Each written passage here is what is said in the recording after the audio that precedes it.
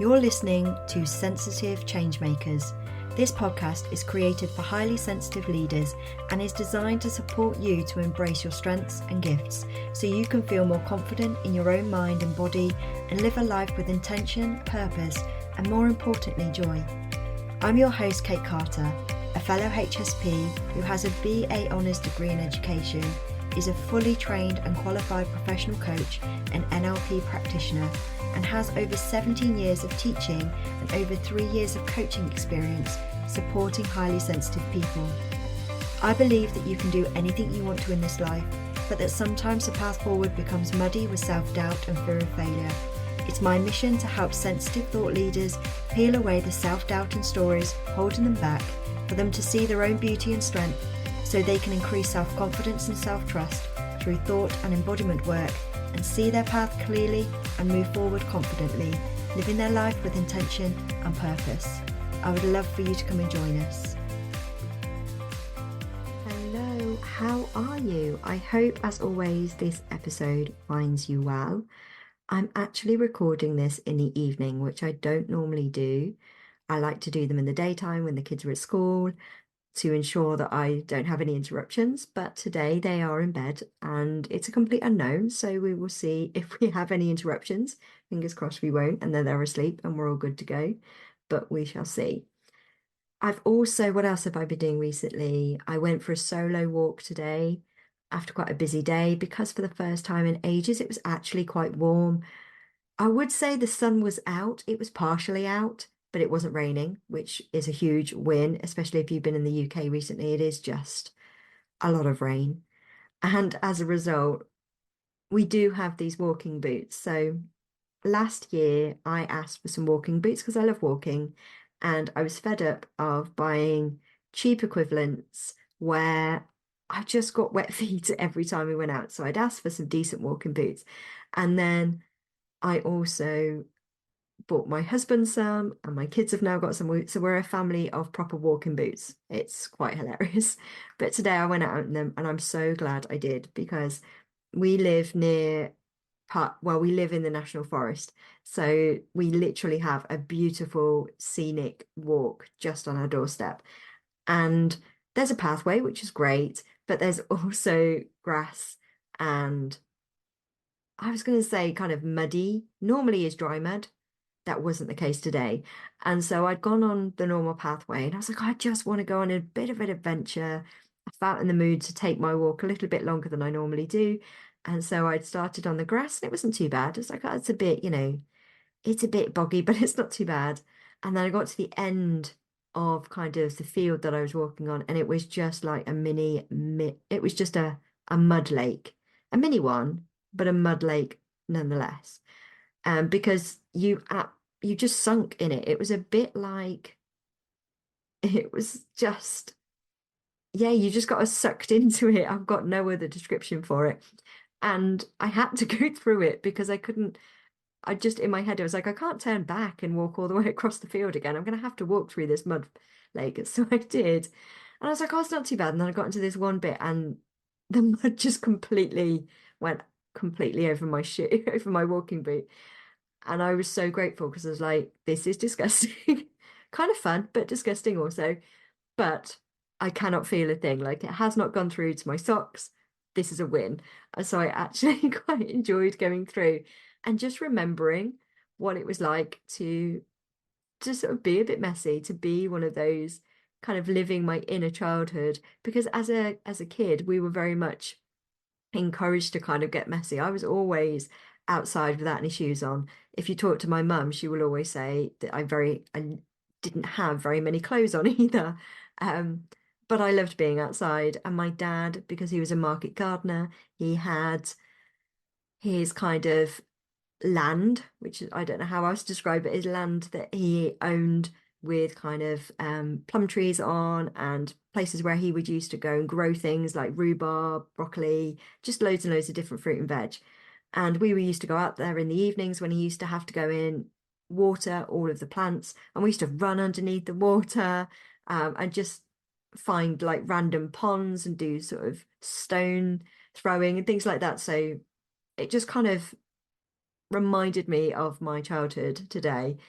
even though I was completely on my own. And I had to laugh because I just thought, this is this is both ridiculous and so much fun. So that's kind of where I am at today. I would love to hear if you've had any such experiences where you kind of start out and think, well, I can't go back. I've just got to go through.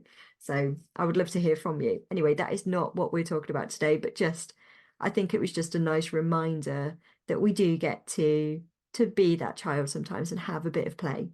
So what I do want to talk about today is being sensitive and how feeling safe in your body is absolutely paramount in creating long-lasting change. And I want to break this down a little bit further. So I want you to think about, have you got a goal or change that you want to make in your life at the moment? Now, it might be an internal change.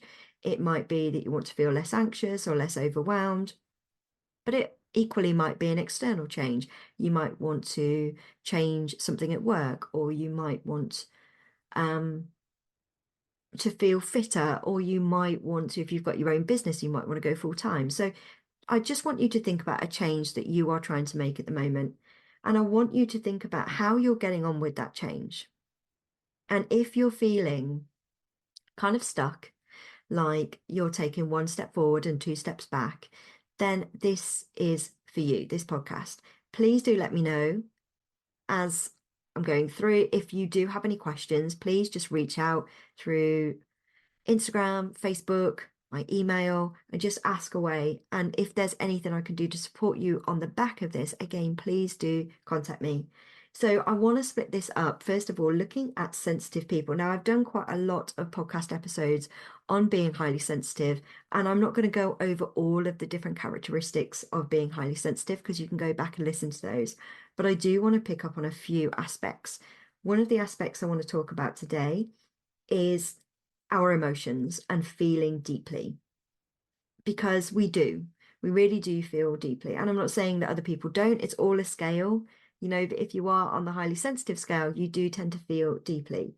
And that can be like, on the one side of things, it can be like a such an appreciation for beauty that you see in the world. This is how I get when I see nature, like just listening to the birds today, kind of just it soothes something in my soul. It really just, it feels amazing. And I've just got such an appreciation for those things.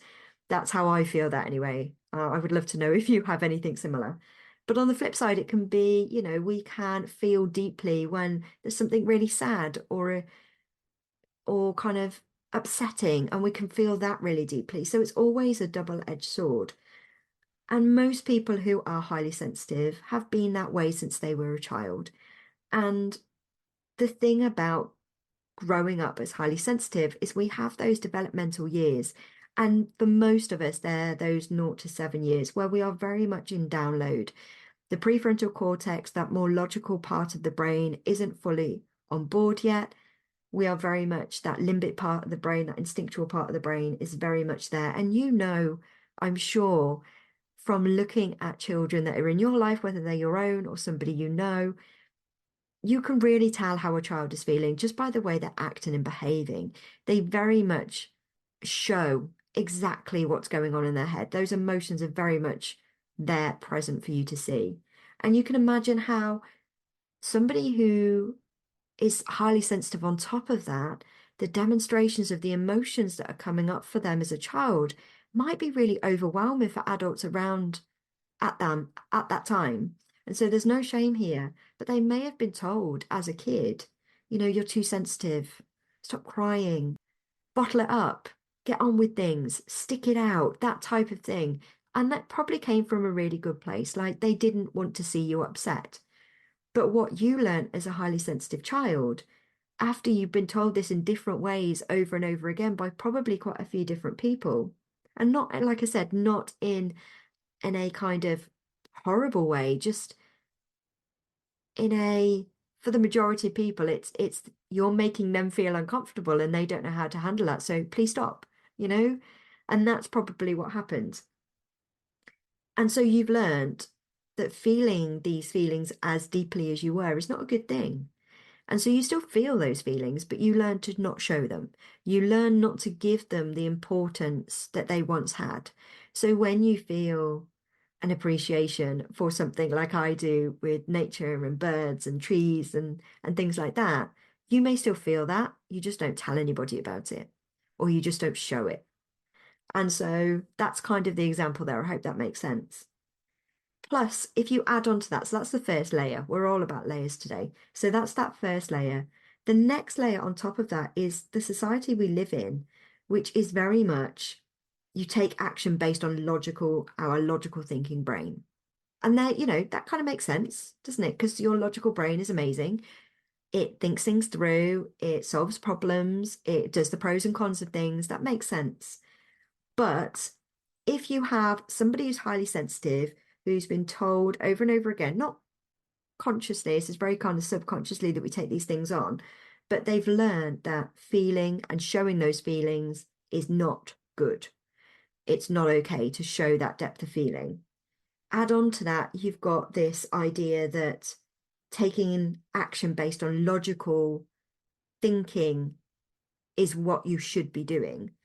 Pair those things together, and you've got somebody who is not only covering up how deep they feel because they've learnt it's wrong, but then you've got this push to use your logical mind all the time to make decisions. And again, on the surface, this sounds okay. Like, I get it. Obviously, it's not good that they're covering up their feelings, but I get, using your logical brain.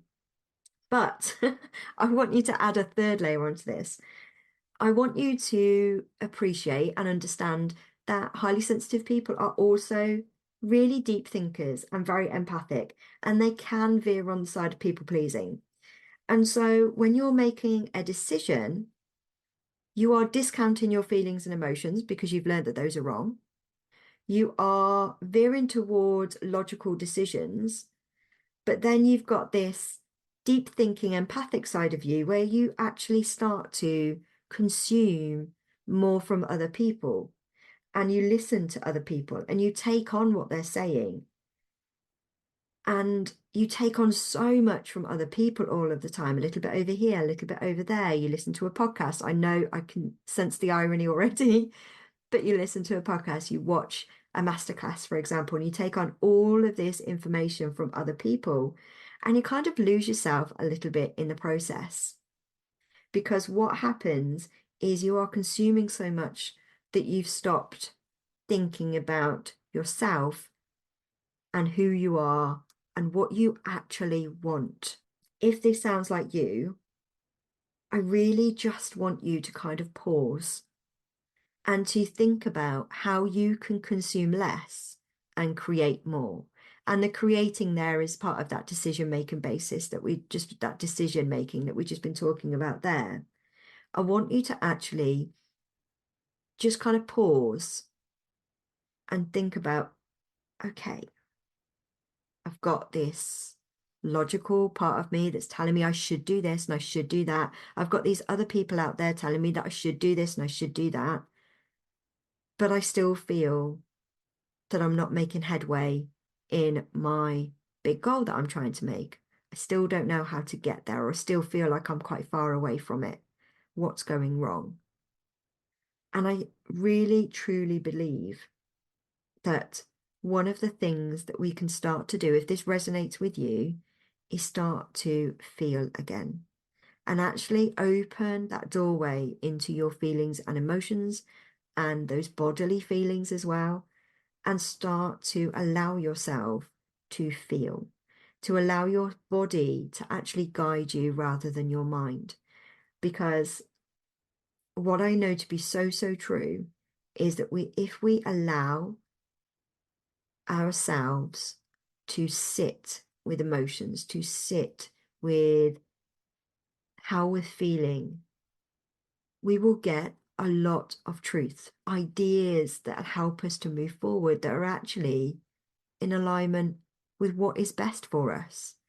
And we've just buried that part of us for so long because of the different layers that I've been talking about, because we've been covering up showing how we feel, because we're in a society where we very much prioritize the mind and the thinking, because we are a deep thinker and we tend to veer onto people pleasing and we've been consuming way too much and we've lost ourselves a little bit in the process. And that again, absolutely no shame. I've been here myself, and I'm going to give you an example of what I mean here. But you can see how it's so important for us to stop or to pause, to shift from consuming something to creating something from ourselves, from what actually our body is telling us. And if you want to see this another way, emotions are your body's messages. They are telling you something. Okay, we experience an emotion because that's our body saying, this feels this way, or this, I'm trying to tell you this. You know, if we think about when we get excited, I always remember when I was a kid, got really excited about Christmas. I literally couldn't keep still. That was my body's way of saying, this is such an exciting day. I get to spend it with my family. I get to have new things. That was my, the body's message for that, and flip that to something a little bit sadder when you're feeling really down and you're feeling really upset about something. Again, that's a message for you because something's going on underneath the surface.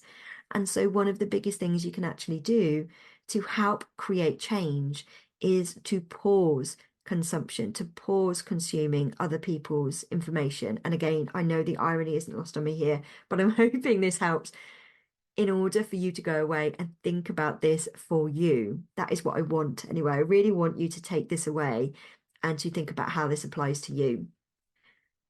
I'm going to give an example of me here so that you can see what I mean in action, and I'm hoping it helps to clarify. So I started the idea of a business back in 2018. I think probably the back end of 2017. I had no idea what I was doing. I still was very much just coming out of anxiety at that point. So I was just getting support. I had just got to the stage where I hadn't been having panic attacks. My anxiety was so much lower. So I was feeling really in a good place that way. And I wanted to shift how my life was. And I hadn't realized at the time that my anxiety was a very big part of my life, but also it was masking what was going on underneath as well.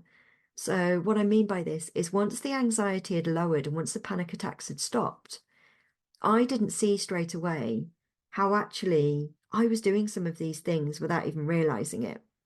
So, I was playing down my emotions. I was very much pushing through and just getting on with it and sucking it up and just all of those things that you hear. I was very much prioritizing my logical brain and, oh, well, this is what I should be doing. This is what people have told me I need to do. So I'll just do X, Y, and Z. And I kept going without pausing, without thinking of sitting with emotions and things like that, because I'd very much just learned that that was bad.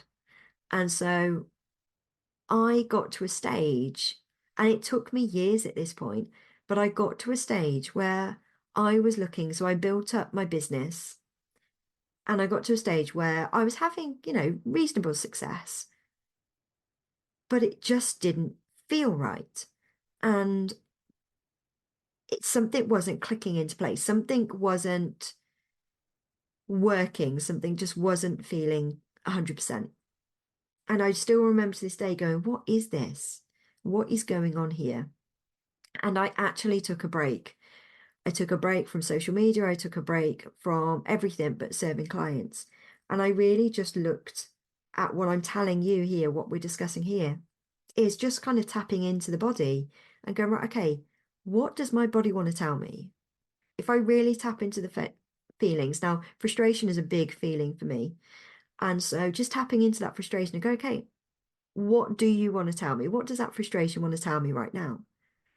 And really kind of just working with that. And it wasn't like it happened once and I was absolutely fine, but it was just working that process.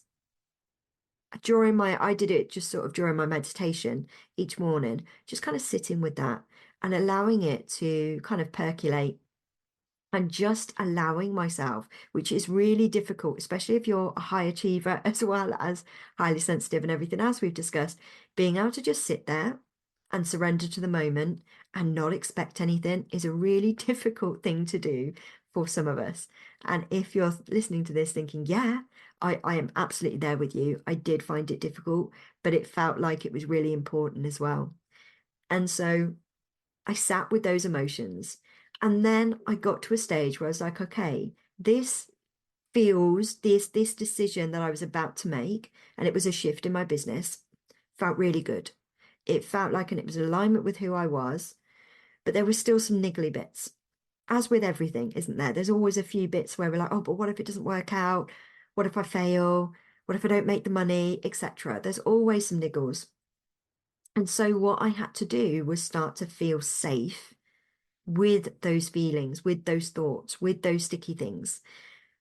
And that was where the kind of light bulb moment happened, and where I did start to take big steps forward. Because what I was doing was I was actually sitting, not only just sitting with the emotions, but digging a little bit deeper and actually sitting with the stickiness of what I wanted to achieve and what I was scared that I wasn't going to achieve, what my fears were around it. And then really instilling and supporting myself by creating some safety around that.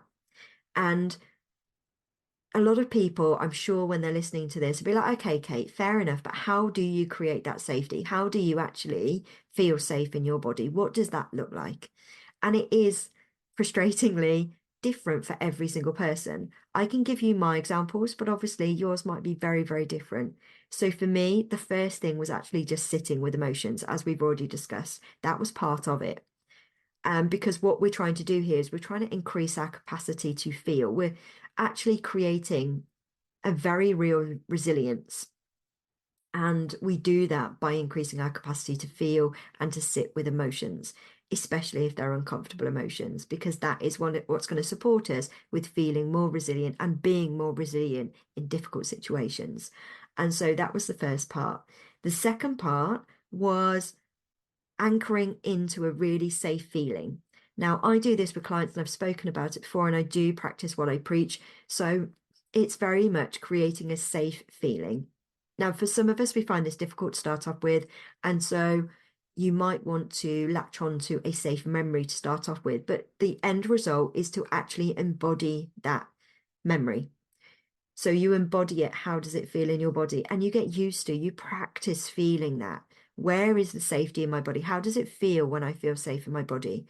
What examples have I got where I felt protected and safe? And again, just practicing sitting with those, experiencing that expansion for me. And again, yours might be different, but mine is very much an expansion in the center of my being, if you like, very much that kind of solar plexus area, and just really sitting with that wonderful feeling, because that's a nice thing to do, isn't it? Just really feeling into that safety. And then once I've got those two things, the next thing for me was actually doing like a fear inventory. So looking at my big goal, my big dream, the change that I was trying to make, and the stickiness around it. So what am I really scared of? If I do achieve this goal, or if I do achieve this change, what am I scared that's going to go wrong? What am I, have a big fear around? And then just actually listing those out. And this is where it brings together, I find, the subconscious as well as those feelings and that embodiment part. And so I just used to write out what I was really scared of. I was scared that I'm not going to make any money. Okay, so what would that mean? Well, if I didn't make any money, then I'd feel a failure. Okay, what would that mean? And I just keep going down. And then I'd get to a route, if you like, where I couldn't go any further. And most routes are based on I'm not good enough. I can't do this. It's normally based on a worthiness one. And again, sitting with that feeling and then bringing in that anchor, that safety anchor of like, okay, can I feel differently about that concept?